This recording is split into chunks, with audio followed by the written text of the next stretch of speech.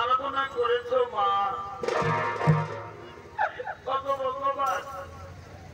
আজ আমি আর কি বলবো, এই দেখুন প্রভু আমার অবস্থা।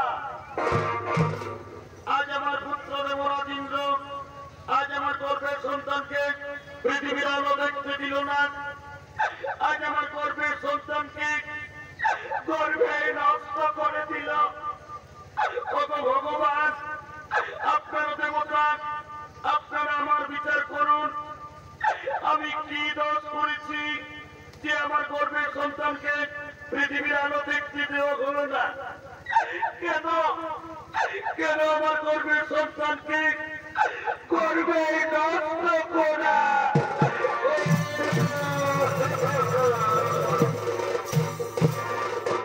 সঙ্গে সঙ্গে ব্রহ্মদেব বললেন, হে ভোলেনাথ, হে পুরী হাসার বুড়া বাবা, যেভাবে খবর কুচক্রী দেবরাজ ইন্দ্র দ্বিতীয় গর্ভের সন্তানকে হত্যা করছে, এর কি ন্যায় বিচার হবে না বুড়া বাবা?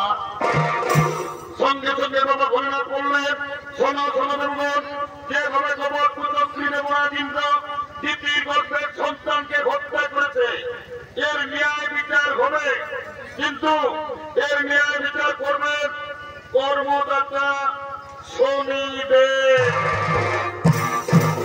হে প্রভু, আমি আপনাদের আদেশ সেবন করবো, আমার কাছ থেকে দেবরাজ ইন্দ্র কিছু রেহাই পাবে না। মা, মা গো, তুমি আর কেঁদো না, তুমি আর কিছুদিন ধৈর্য ধরো। আমি ন্যায়দাতা সূর্যপুত্র শনিদেব, আমার কাছ থেকে যে কোনোদিন রেহাই পাইনি, দেবরাজ ইন্দ্র রেহাই পাবে না।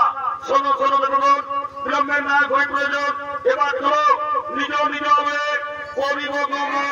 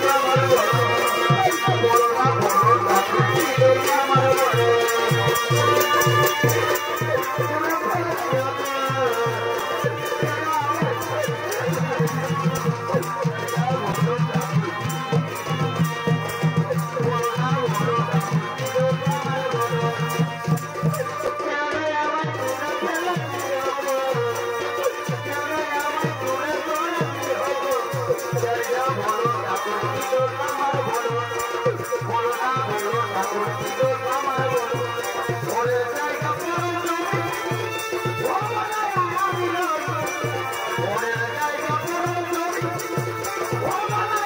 লাগিল